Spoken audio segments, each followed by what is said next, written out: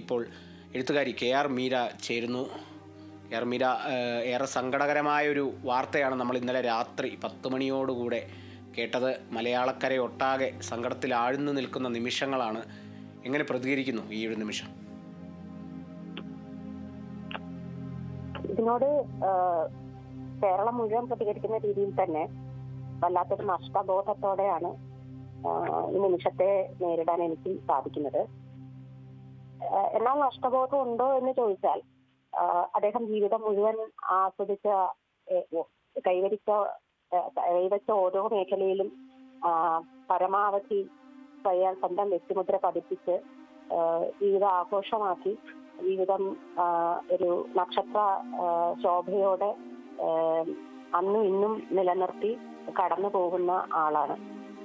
അത് ഞങ്ങൾക്കൊക്കെ ഒരു പാഠപുസ്തകം പോലെ എഴുത്തുകാരൻ എന്ന MT എന്നും നിലകൊള്ളുന്നു എന്നതാണ് സത്യം. ആ ഒരു അദ്ദേഹത്തിന്റെ പ്രവർത്തനത്തിലും അദ്ദേഹം ജീവിതത്തെയും സമൂഹത്തെയും രാഷ്ട്രീയത്തെയും ഒക്കെ കൈകാര്യം ചെയ്ത രീതിയിലുമൊക്കെ പുലർത്തിയിരുന്ന ഒരു വ്യതിരിക്തത എന്നും നമുക്ക് മുമ്പിൽ അതിന് സമാനമായ മറ്റൊന്നുമില്ല എന്നോർമ്മിപ്പിച്ചുകൊണ്ട് നിലനിൽക്കുമെന്നാണ് എന്റെ പ്രതീക്ഷ. അതുകൊണ്ട് MT പോകുന്നു എന്ന് ഞാൻ വിചാരിക്കുന്നില്ല. MT ഒരിക്കലും പോകുന്നില്ല. തീർച്ചയായും KR മീര, എന്തായാലും താങ്കളുടെ അനുഭവത്തിൽ നിന്ന് താങ്കൾ ഇന്നിപ്പോൾ പ്രേക്ഷക പ്രീതി ഏറെ നേടിയ ഒരു എഴുത്തുകാരിയാണ്. എന്തായാലും ആ ഒരു എഴുത്ത് അനുഭവം അല്ലെങ്കിൽ ആ ഒരു ജീവിതത്തിൽ താങ്കളുടെ ഒരു സാഹിത്യ ജീവിതത്തിൽ എത്രത്തോളം MT സ്വാധീനം ചെലുത്തിയിട്ടുണ്ട് എന്നുള്ളതും കൂടി ഒന്നറിയണം. കാരണം ഇപ്പോൾ ഏറെ ചർച്ച ചെയ്യപ്പെടുന്ന ആരാച്ചാറാകട്ടെ അല്ലെങ്കിൽ മീരാ സാധു ആകട്ടെ നേത്രോന്മീലനമാകട്ടെ ഒക്കെ താങ്കൾക്ക് എന്തായാലും ഒരു സ്വാധീനം തീർച്ചയായും മലയാള സാഹിത്യ രംഗത്തെ എഴുത്തുകാരിൽ നിന്നും ഒരു സ്വാധീനം താങ്കൾക്ക് എന്തായാലും ലഭിച്ചിട്ടുണ്ടാവും. അതിൽ MTയുടെ സ്വാധീനം എത്രത്തോളം ഉണ്ടായിരുന്നു? നേട്ടവുമായിട്ട് തുലനം ചെയ്ത് നോക്കുമ്പോ എനിക്ക് കിട്ടിയ ജനപ്രീതിയൊന്നും അല്ല. കാരണം നൂറ്റാണ്ടായി ഏറ്റവും ജനപ്രീതിയുള്ള, ഏറ്റവും ആരാധിക്കപ്പെടുന്ന എഴുത്തുകാരനായി നിലകൊള്ളുന്ന ഒരു ആളായിരുന്നു MT. അതുകൊണ്ട് അദ്ദേഹത്തോട് തുലനപ്പെടുത്താൻ മറ്റ് എഴുത്തുകാരൊന്നും ഇപ്പൊ തൽക്കാലം നമ്മുടെ കൂടെ ഇല്ല.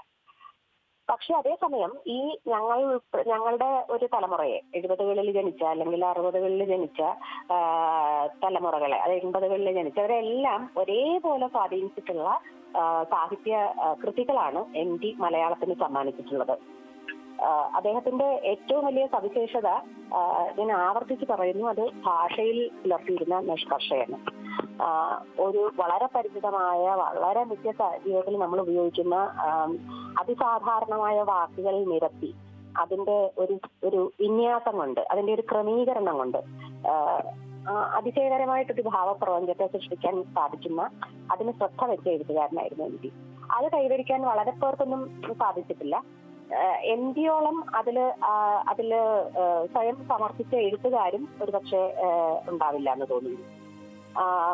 ഭാഷയെയും ഈ ഭാഷയുടെ സാഹിത്യത്തെയും എങ്ങനെയൊക്കെ വികസിപ്പിക്കാം, എന്തൊക്കെ അതിനുവേണ്ടി സംഭാവന ചെയ്യാമെന്ന് നിരന്തരം ആലോചിച്ച് പ്രവർത്തിച്ച ഒരാളായിരുന്നു MT എന്ന് തിരിഞ്ഞു നോക്കുമ്പോൾ നമുക്ക് തോന്നും. കാരണം പത്രാധിപരായിരുന്ന കാലത്ത് പരമാവധി എഴുത്തുകാരെ പ്രോത്സാഹിപ്പിച്ച ചരിത്രമാണ് അദ്ദേഹത്തിനുള്ളത്. ഇന്ന് നാം കാണുന്ന സക്രിയ ഉൾപ്പെടെയുള്ള വളരെ പ്രസിദ്ധരായ പല എഴുത്തുകാരെയും വളർത്തിയെടുത്ത പത്രാധിപരെന്ന ഖ്യാതി MTക്കുണ്ട്. പിന്നെ രണ്ടാമത്തെ കാര്യം, അദ്ദേഹം തുഞ്ചൻ പറമ്പ് പോലെ ഒരു സ്ഥാപനം സ്ഥാപിച്ചു എന്നുള്ളതാണ്. അത് മലയാള ഭാഷയ്ക്ക് വേണ്ടി, ഭാഷയുടെ പിതാവിന്റെ പേരിൽ അങ്ങനെ ഒരു സംഗതി, അത് നിസ്സാരമായൊരു കാര്യമേ ഇല്ല. അത്തരൊരു സ്ഥാപനം ഉണ്ടാക്കുക, അതിനെ വളർത്തിയെടുക്കുക, അതിനെ നിലനിർത്തുക, അതിനുവേണ്ടി തന്റെ സമയവും തന്റെ സ്വാധീനവും ഉപയോഗിക്കുക എന്നൊക്കെ പറയുന്നത് നിസ്സാരമായൊരു കാര്യമേ അല്ല. ഞാൻ ആലോചിക്കുന്നത്, എഴുത്തുകാർക്ക് സാധാരണ കണ്ടുവരാറില്ലാത്ത പല അധിക ഗുണങ്ങളും MTക്കുണ്ടായിരുന്നു. അത് അദ്ദേഹം വളർത്തിയെടുത്തതാണോ, സ്വാംശീകരിച്ചതാണോ, അതോ ജന്മനാൽ അദ്ദേഹത്തിന് കിട്ടിയതാണോ എന്ന് എനിക്കറിയില്ല. ഉദാഹരണത്തിന് ഒരു ഭരണ നൈപുണ്യം.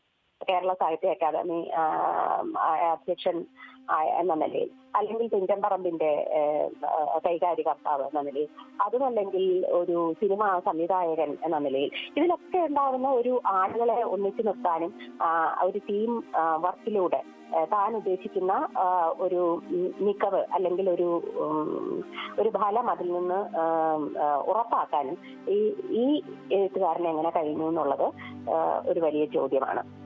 പിന്നെ സാമ്പത്തിക കാര്യങ്ങൾ തീരുമാനിക്കുന്നതിൽ, അത് കൈകാര്യം ചെയ്യുന്നതിലൊക്കെ എൻ ഡി എ പറ്റിയുള്ള കഥകൾക്ക് അവസാനം എത്തിക്കും.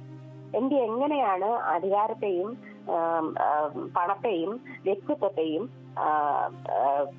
ഭരണത്തെയും ഒക്കെ ഈ അതോടൊപ്പം സാഹിത്യത്തെയും അതോടൊപ്പം സാഹിത്യ ആസ്വാദനത്തെയും അതോടൊപ്പം പത്രപ്രവർത്തനത്തെയും ഒക്കെ കൈകാര്യം ചെയ്തത്, എങ്ങനെയാണ് മാനേജ് ചെയ്തതെന്നുള്ളത് വരും കാലങ്ങളിൽ പഠിച്ചെടുക്കേണ്ട വിഷയമാണെന്ന് എനിക്ക് തോന്നുന്നു. ഇതിന് നമ്മൾ അതുപോലെ വേറൊരാളില്ല എന്ന് പറയത്തക്ക വിധത്തില്, അത് കണ്ണടച്ചാർക്കും പറയാവുന്ന വിധത്തിലാണ് അദ്ദേഹം പ്രവർത്തിച്ചിട്ടുള്ളത് എല്ലാ മേഖലകളിലും. എനിക്ക് അദ്ദേഹത്തിന്റെ ആ പെർഫെക്ഷനിസവും അദ്ദേഹത്തിന്റെ പൂർണ്ണമായ അർപ്പണബോധവുമാണ് അകന്നു നിന്ന് ഒരു സ്റ്റുഡന്റ് എന്ന നിലയിലോ അല്ലെങ്കിൽ ഒരു വായനക്കാരി എന്ന നിലയിലോ അദ്ദേഹം ജീവിച്ചിരുന്ന കാലത്ത് കേരളത്തിൽ ജനിച്ചു വളർന്ന ഒരാളെന്ന നിലയിലോ പഠിച്ചെടുക്കാൻ ആഗ്രഹമുള്ളത്.